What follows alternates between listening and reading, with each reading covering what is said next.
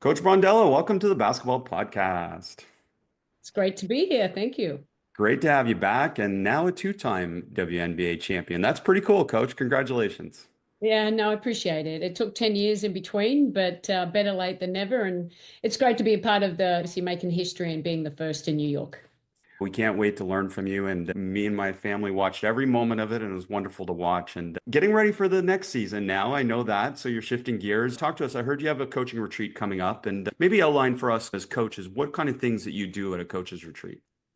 Yeah, look, I think this is the first time I've taken it outside of New York. The coaches are coming into Phoenix. I thought it would be a really good opportunity for us to get together and really hash out review last year. We've been doing that on Zooms, but it's all about preparation now for 2025. How do we repeat? How do we win another championship? And because that's really hard. Look, I have two new staff members. So it's a part of obviously getting them integrated, getting to know each other a little bit, because when we hit the ground running, it's pretty full on in our league. So we'll go over everything. I broke the coaches up into a defensive side, and Olaf is leading that, and then the offensive, Zach O'Brien's leading that with Andrew and the new coach, Sonia Rahman. And so you're excited about it. We reflect on what we've done. We look at the analytics and slowly building our team up. You saw the trade yesterday for Natasha Cloud or a few days ago. So what that looks like, opportunities for us to keep getting better. Absolutely. I'm curious, like going into that type of event, do you have a lot of things that you've already in your mind decided, or are you completely open-minded going into it? Yeah, look, we're not going to change everything. We just won the championship, so that would be silly to do that. But I think there's tweaks where we can get better. Obviously, we've added some different personnel, so we have to see how that looks.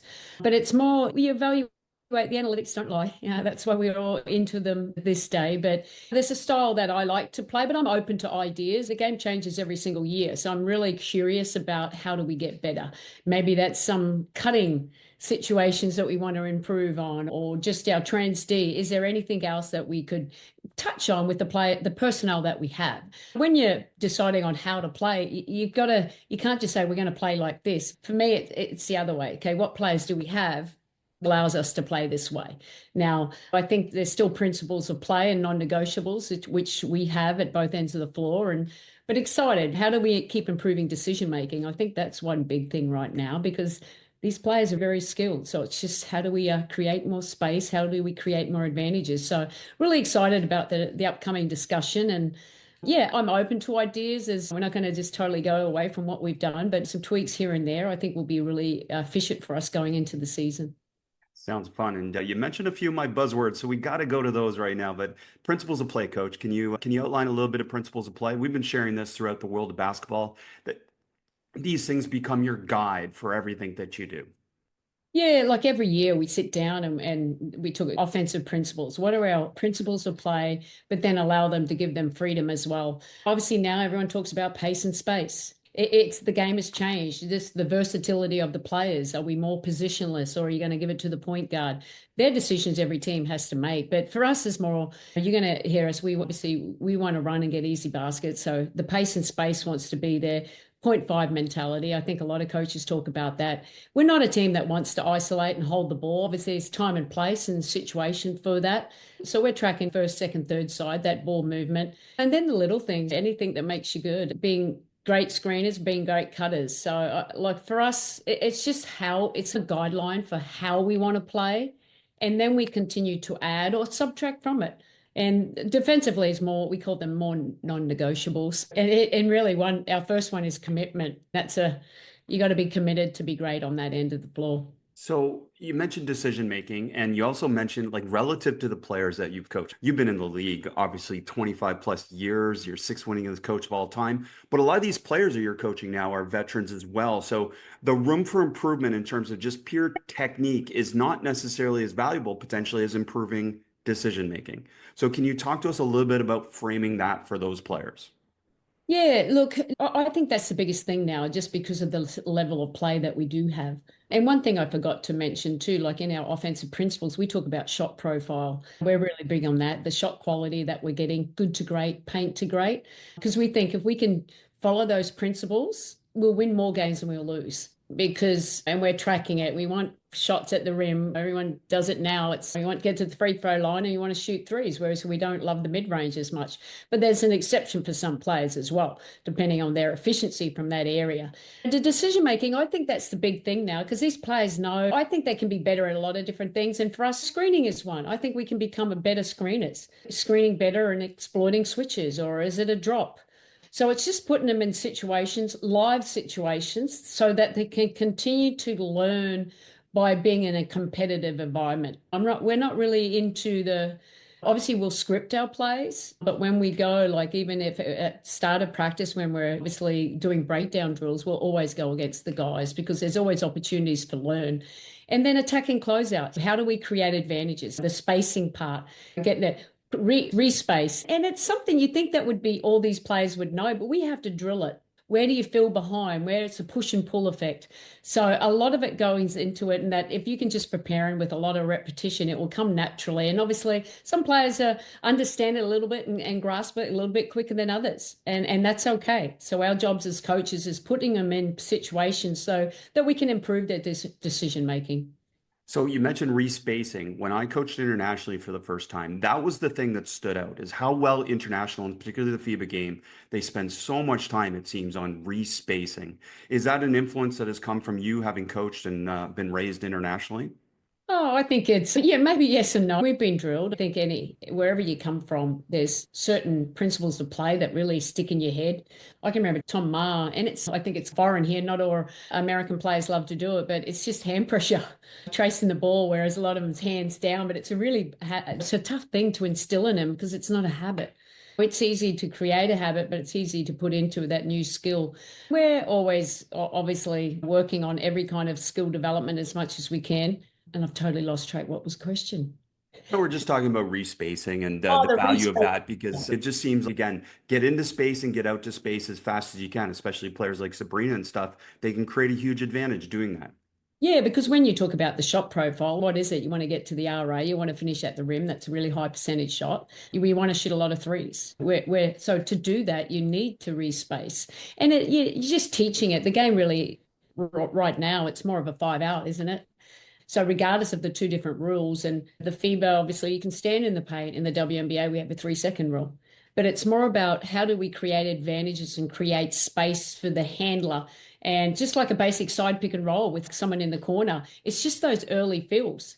That's all you need. How do we create space for maybe for the roll? Now, if we know they're in a drop, maybe we keep them in the corner if it's a slot pick and roll, because then we can play for the short roll.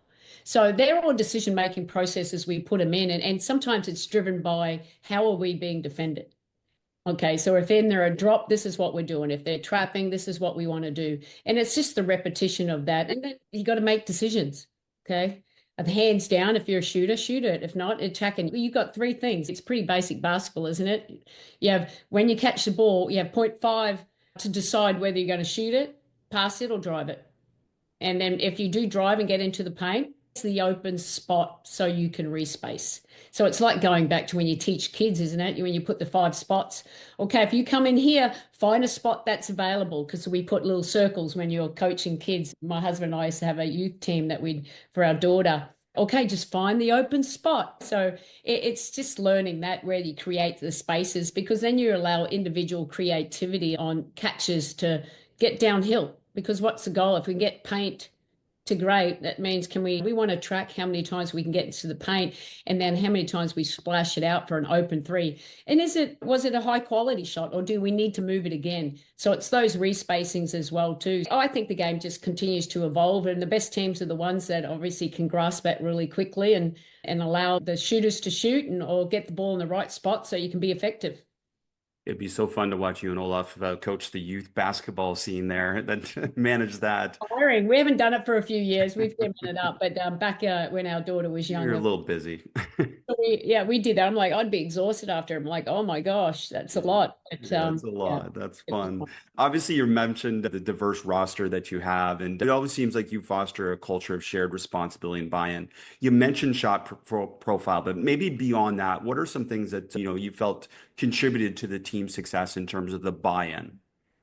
Yeah, look, I think right from the day one, I always say the most important thing before you get on the basketball court is the culture piece. So we spend a lot of time on that. When we talk about it, when you bring in great players in 2023, they were talking about this is a super team. We haven't done anything yet because it's just names on papers. We still got to get the chemistry and the cohesiveness to play at an elite level. And then you learn as you go, like what needs to be done. But right from the beginning, it was more about just making sure we have the right values in place. And that was driven by the players. It's not my culture, it's player-driven culture. So it allows us to hold them accountable. But we bring in, this is how we want to play, this is how we think we can be effective. And then you need that buy-in. So initially, it's all about developing those relationships that you can have honest conversations. We talked about sacrifice early. Now, I want all of them to be great. But to be great, everyone has to buy into the role that will suit the team. And maybe the year before, their role was totally different. But it's okay, not everyone can shoot the ball, but let's just stick by our principles of play and we play an entertaining style that will allow us to win. And 2023, obviously, we lost in the fourth game against Vegas, but we had some holes. We knew that once we evaluated it. So we went back, we bought in, we love the long and lean now. It's when you can be very Absolutely. versatile and switching, and you got people that can shoot the ball, and we've got some great players as well too. But still, they have to buy into playing in the right way. And I'm lucky that we have great players on the Liberty team, and obviously also the Opals, because that's what it takes. You got to buy in, and role definition is important. And I want everyone to be great, but I try and put them a role that this is a role that's going to help us win. We don't have to talk specifically about her, but my daughter and I always talked about Jonquil Jones and just going, this is a former MVP that essentially has taken less of a role, but then when needed, obviously, and she showed that throughout the playoffs, she is an MVP still. And Yeah. that's really amazing. That's a blend for you as a coaching staff, but for your players as well, to be able to do that as a group, to be able to accept each other and be able to support each other in those ways. Yeah, and it really comes down to the individual, doesn't it? I think there's time where you have to have discussions, and it's okay. We're still trying to work it out, especially in the early days, still trying to work it out how it looks. So everyone, especially the stars, can get a little bit of the pie. Because in the end, we want the ball in their hands. We want them, but we also want them playing in the right way. But of course, they're going to take the most shots because we're going to put them in position to do that. But then we also want them to be selfless and knowing if there's two people on you, you're playing basketball. What's sound basketball? Two, you move the ball. Let's create for everyone else. So it's not about the scoring. It's more, okay, obviously we talked about our shot profile, but are we high in assists? This means we're sharing the ball. We're getting open looks. We're moving it to that next action. So it's a credit to the individual players. And JJ's been amazing. Like obviously at the start of 2023, it was difficult for her because she was coming off an injury. Really took her, she was injured, didn't have a training camp coming in. Probably took a little bit longer to learn the system because it can be complex. It's not like just go out there, roll the ball and play. That very little details. When do you switch, via switch, peel switch? Terminology's different. She's new to a team, new coach. But I think she's very resilient and she overcame it. And she was big for us, obviously. 2023, she was great in the final series there. But I think she hit the ground running in 2024. But we think there's another level we can go to because JJ, she's really good passing. We're trying to play a little bit more positionless and put her in position. She can have the ball in the open court a little bit more and be creative from there. Like there's areas that we come back and review is, okay, I can be better? But then we're giving feedback to the players as well too. The goal is we won, but we don't want to rest on what we did last year. We need to be better if we want to win again. I know you won't, and your coaching staff and players won't as well. So it's gonna be fun to watch. But Conceptual is obviously popular nowadays, and I'm grateful it is because it certainly helps players be the best version of themselves. But what you just referenced is sometimes a certain player doesn't get the touch or doesn't get the opportunity to create an advantage that maybe they would at a play calls. So you can talk to coaches a little bit about balancing those two things, playing conceptually, but also ensuring that, say, somebody that hasn't got a touch for a while gets a good touch. Yeah, and I think that's so important, especially with your best players. Or we're talking about, okay, where's maybe not so much in the WNBA, but there is some players that we can target and you want to be better and put them in the action. So you have to get used to that player that's maybe the one that gets the least touches being more involved into the action as well. But look, I think players, a basketball game, I think you don't want them to be robots. You put a plan in place with your concepts and that they have to make decisions out of. Now, there's a time and place if we feel like, okay, we're not exploiting the mismatch or Sabrina hasn't had many touches, that's when you have to control it because in the end, you need those great players to stay locked in and stay motivated and stay in rhythm. If you're not touching the ball a lot when they need to make it and maybe when down the stretch when you need it, just keeping them in rhythm. So my best players, obviously, they're going to be heavily involved in what we're doing, but we do still do talk about that 0.5 mentality and making the right decision for each other and but knowing, okay, how do we get them open as well? Because usually they get a lot of attention. We're attention to detail on that. So it's a good mixture. You want to play free flowing, but there's a time and place when you need to make sure that you're getting your best players involved. Absolutely. And when you are free flowing, is it the question of changing shapes? Because you mentioned five out, but a lot of times you were definitely four out, one in, and you were doing some different things out of the high post and different things that way. So talk to us a little bit. Is that an emphasis to be able to change shapes and not stay completely in one alignment when you're free flowing? Yeah, look, I think in transition, you'll see, like we say to JJ, if she has an advantage, we want rim to rim. We still think that's a high percentage shot. We talk about it as a restricted area shot at the rim. We want to get the ball in there. But if she's trailing, and obviously sometimes you'll see Stewie run and she'll just go to the corner because we know it depends on who's defending her. How does she think she gets advantage? So we give them some ownership. You can stay in the dunkers and on the block, or you can respace out to the 3-point shot. And then we've got obviously all counters. Okay, there's Stewie there. How do we get her open if she's in the corner or JJ? So still expanding how we play like that. But so it's more if we're ahead of the ball, we want that. If not, we want a lot of drags or we want a lot of the wide action, the delay action, reverse it and go get it with an open floor. And then it's just reading how are they defending you. That's the biggest thing. How are they switching? Obviously, last year they switched Stewie a fair bit, but it's the way we need to keep working on her getting ceiling lower and getting deeper into the paint. Because I think she's really effective down there. When we used to just put her on the nail, but it's probably easier. That's where we have to do some more cutting. So they're the things that the coach is continually discussing. What's it look like? How can we be better? Okay, that was good. And the analytics will show us what kind of shots we're getting out of it and what kind of quality shots are we getting. So it's always exploring ways that we can be better in what we're doing. So an example, they're switching ball screens. Is that generally you're flowing, playing out of concepts? Is that something that you've helped them understand in advance? Is the covered solution for versus switching ball screens versus allowing the players to be able to determine it based on their matchups and their strengths? Well, a bit of both, a bit of both. And I think we'll probably lean in it a little bit more this year just to be really intentional, okay, against the switching. And it's the angles of the screens, isn't it? Because they're switching. We don't want them to go under and jam it. So let's just ghost it or just hit the hip and go, hit the hip and go, and then roll and see what's open. And then that's the decision making thing that comes into it. Now we've got some great passes, but then we got to make sure that we're empowering all of our players to make the appropriate read. It's just like in a drop now, and you see it in the NBA now. We've always talked about the cutting. How can we be more effective cutters to create the space? And against a drop and a high nail, it's a perfect opportunity to have baseline cutters. So creating space for not just for our handlers, but maybe for our shooters in the corner as well. So just getting a little bit more creative with how we play, how the game changes, how the game is being defended, because every team defends differently in the switching. So we try and, if we think they're going to switch a lot, we go into our breakdown drills always at the start of practice with out of our sets, how do we exploit it? But out of that, we also, once we have a shot, we still continually play live because how do we keep playing out of scramble defense? Because you still be able to attack in that closeout. So you don't want them just to be robots and play the play. You want to make sure it's the movement and how do we attack the gaps. I posted a clip on Twitter of hit the hip and go. I called it a touch.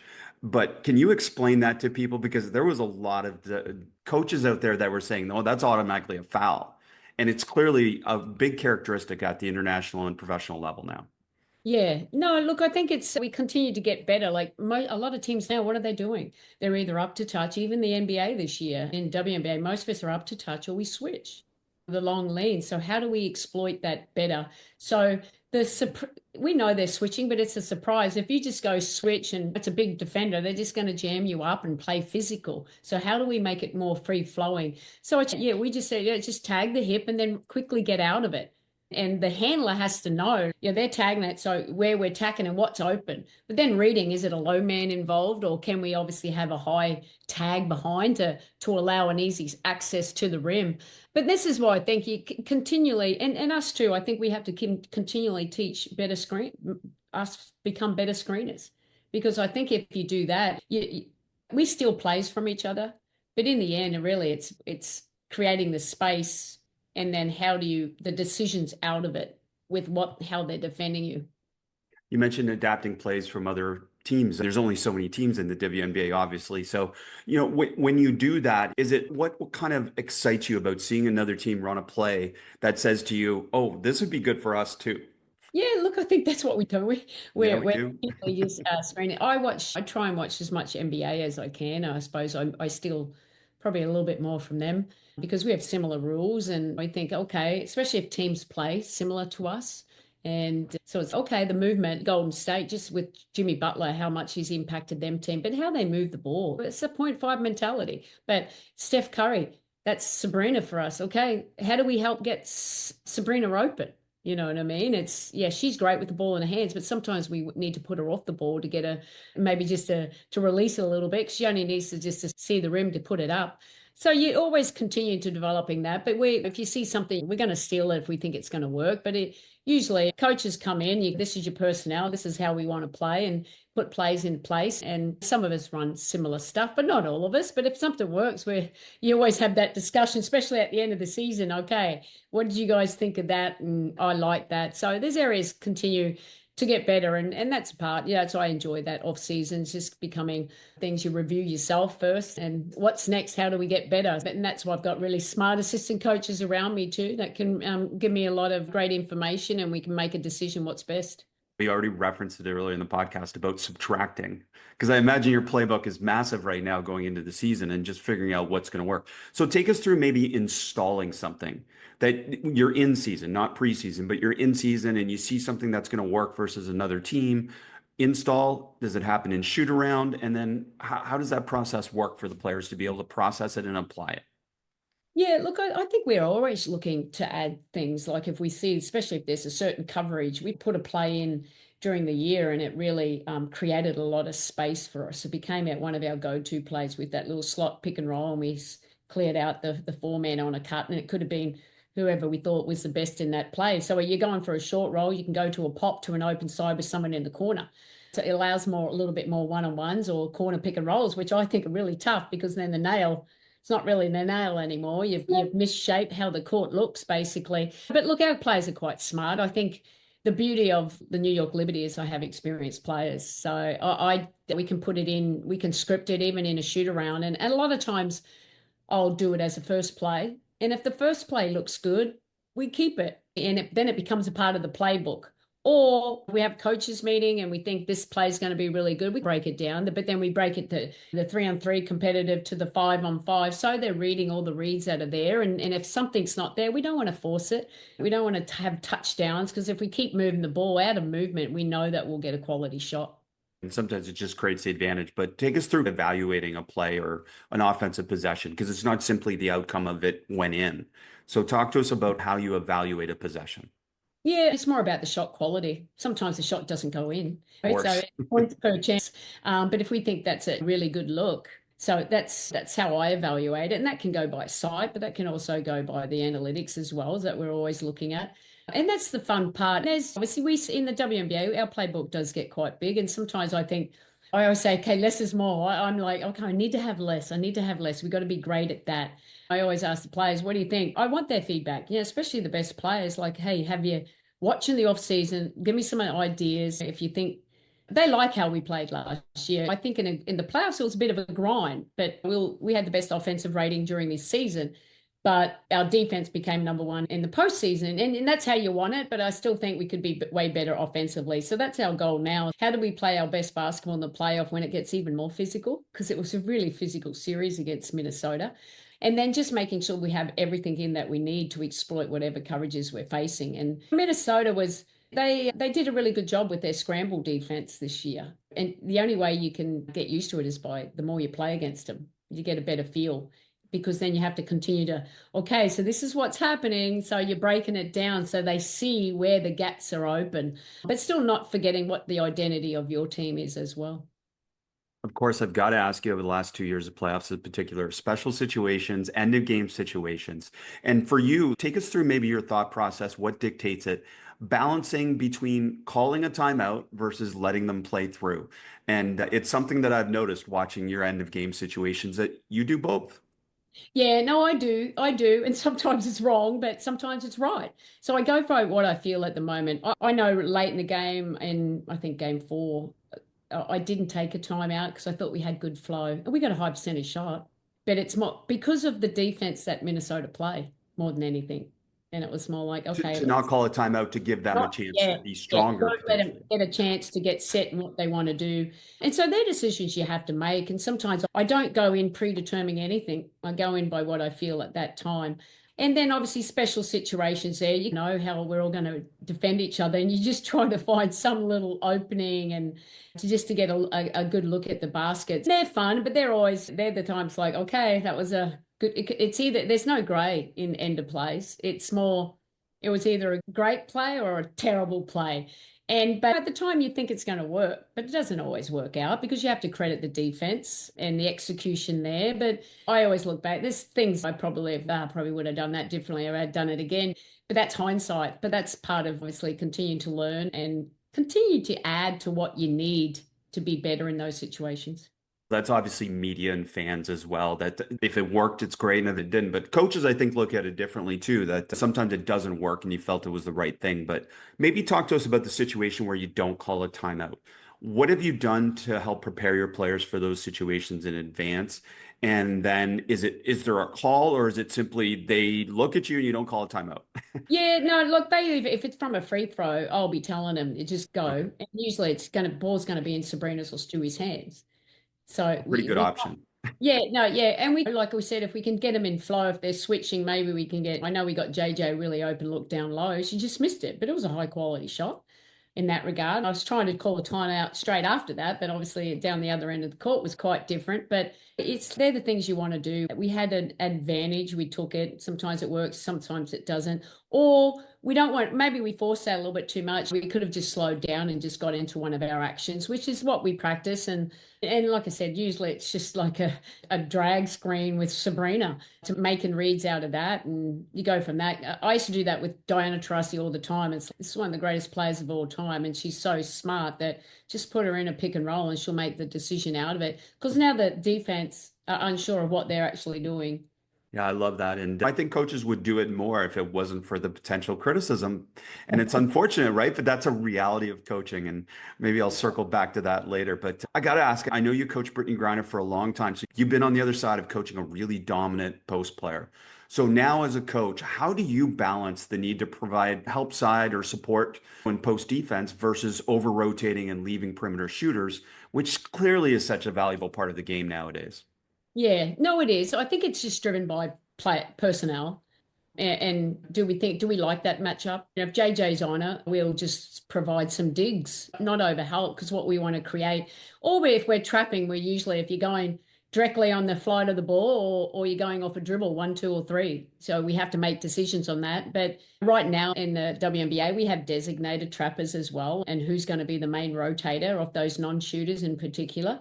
And then, obviously all teams, we're all working on our scramble defense and making sure that we're locked in on that. So for us, it really goes down to personnel. If we feel that we've got BG, JJ's on her off the block, we're good. But if we can push her off and dig, but then we will bring traps at time too, especially like players like Asia Wilson. We want to make sure we're showing her a crowd as much as we can, but making sure we're in good position so that we can scramble out and stay in place because it's a great team with great shooters around them. You referenced watching the NBA, and like a lot of the criticism in the NBA is everyone plays the same, which I don't necessarily agree with. You reference Golden State and teams like that, but I definitely feel that's not the case in the WNBA. Is that how you feel about it as well?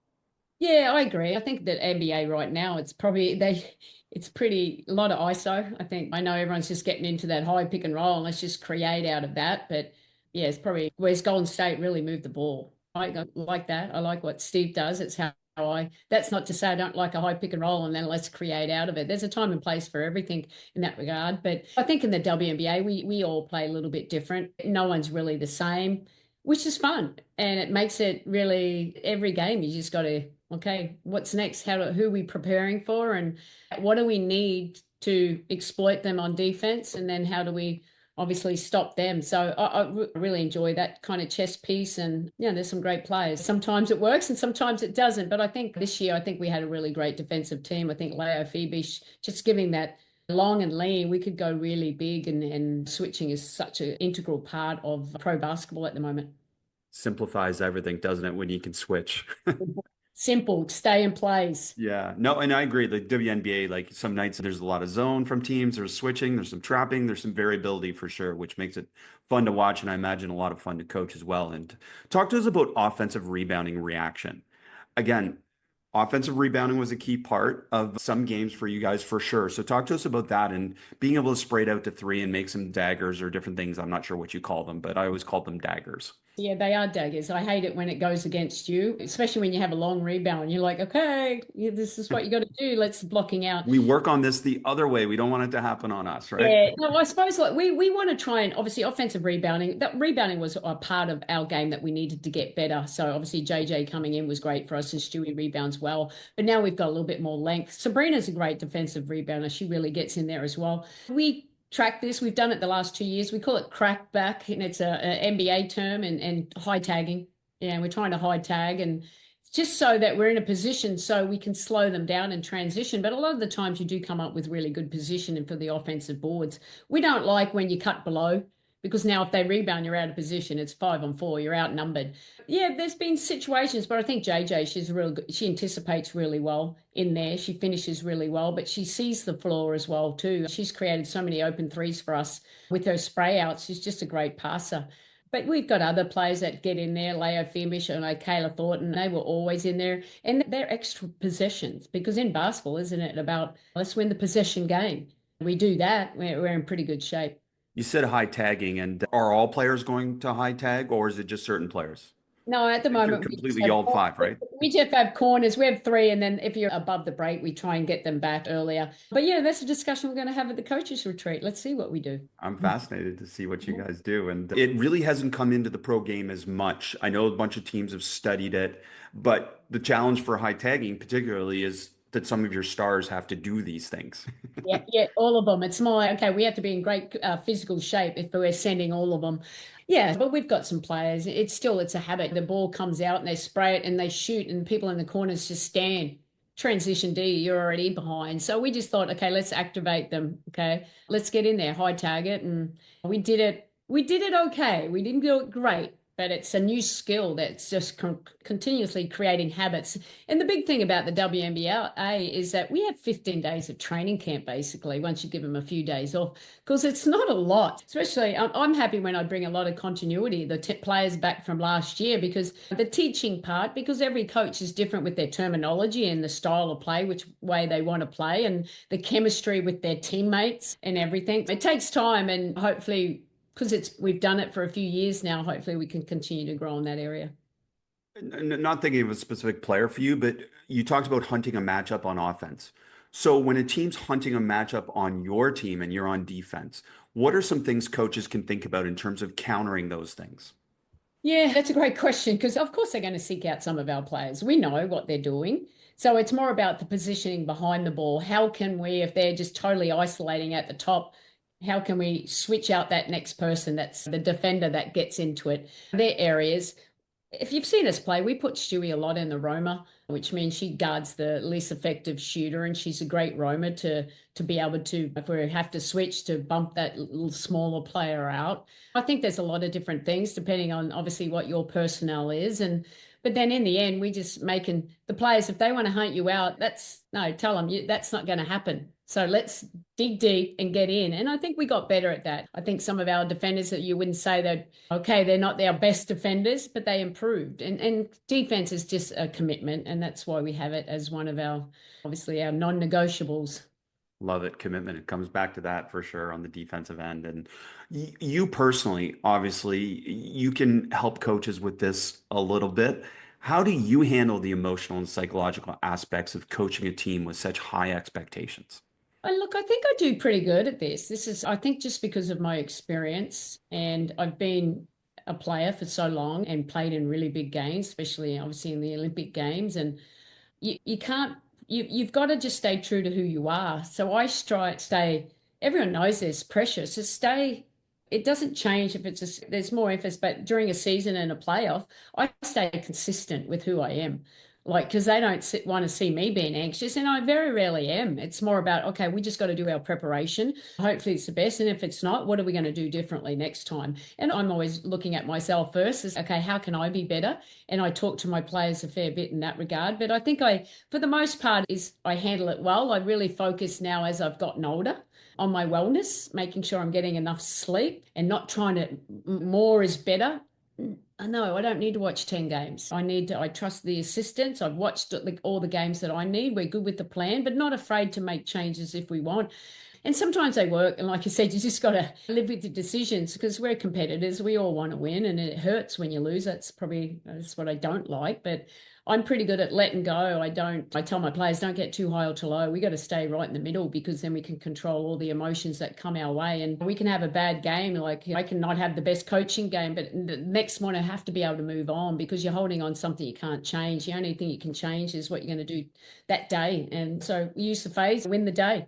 That's all we need to focus on, that one day at a time. If we can do all the little processes throughout the year, it will mean a championship, but we're still going to continue to learn because these players are so great. And at the time, you try and make the best decision.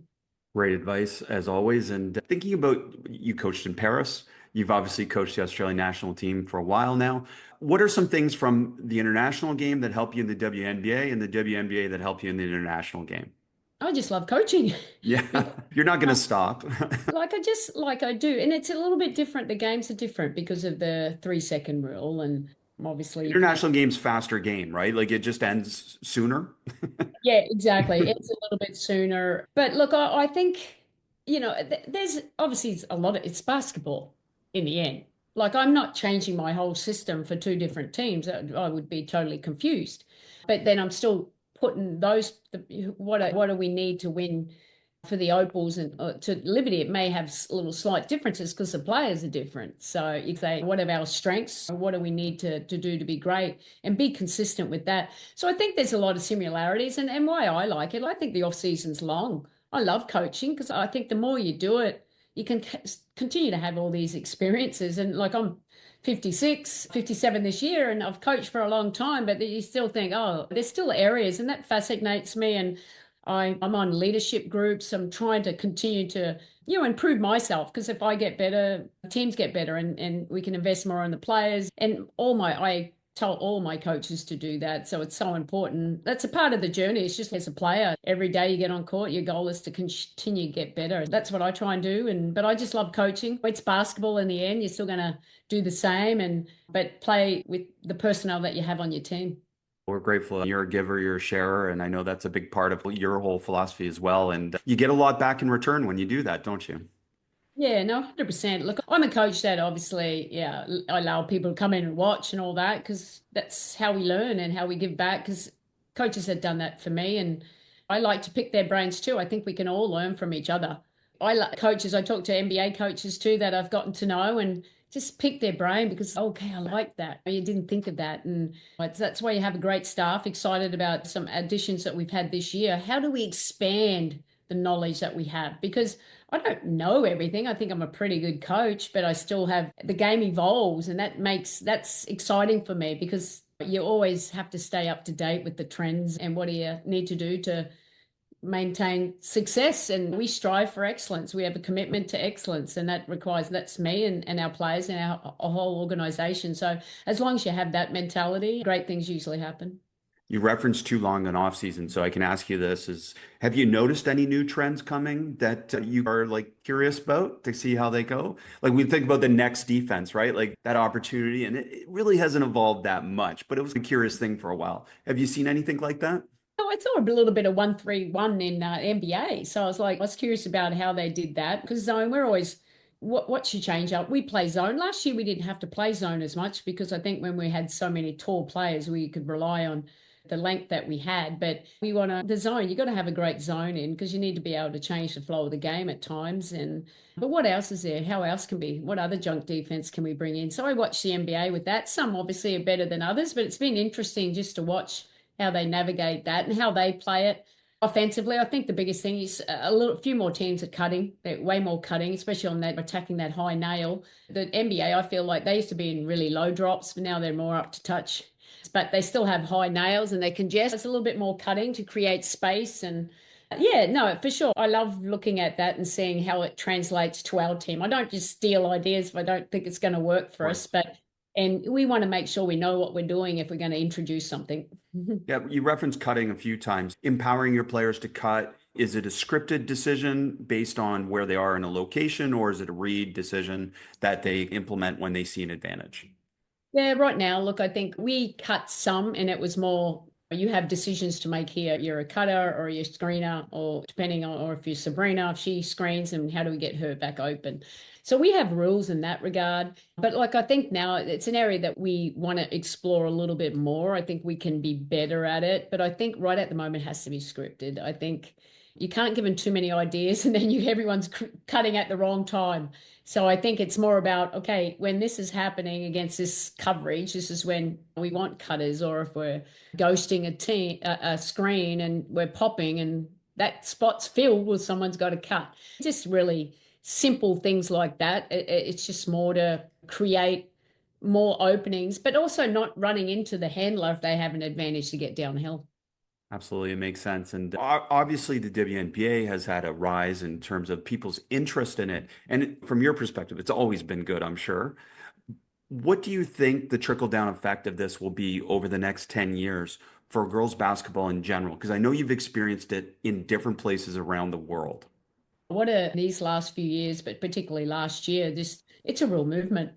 To have obviously in New York to win their first championship, that was amazing. But just to see so many fans wherever you are in New York wearing Liberty gear, that's hey, we've arrived. This is great finally because we've had great players. It's been a great league since its inception. We had some amazing players, stars, superstars. But sometimes it's the right time. It's the right time, and obviously the Caitlin Clark effect. She's an amazing player, generated a lot of eyes on us. But the players just continue to get better and better. And I think there's a little bit more parity in the league. We've got these rivalries going on. And I think that's great. But in the end, it really comes down how many eyes we get on it. But the attendance, the ratings that we got from TV was amazing. And it starts with that because you create curiosity, don't you? In, oh, what's everyone talking about this? And I always say, if you come to a game, you'll fall in love with our game because it is entertaining. And we have obviously Ali the Elephant and Timeless Torches and superstars sitting courtside, but the basketball is the best in the world. And so many people come and watch it. They just are blown away by the whole atmosphere. And especially that final series was amazing. The people that were in that arena, it was just crazy. And to get sellouts now, obviously not just us, but all around the league, and teams are having their own facilities. It shows that, hey, this is a professional organization and we've arrived here. But the next 10 years, it's going to be a platform for these young girls now to want that. If you can see it, you can be it. And I think all eyes are on us now. And I think the talent level and the standard of the league is going to continue to grow. Coach, I love that. I love your passion for coaching, for the game. You said it, and we are listening, and we are so grateful for you to be able to share the game with us, Coach. I appreciate it. Thank you.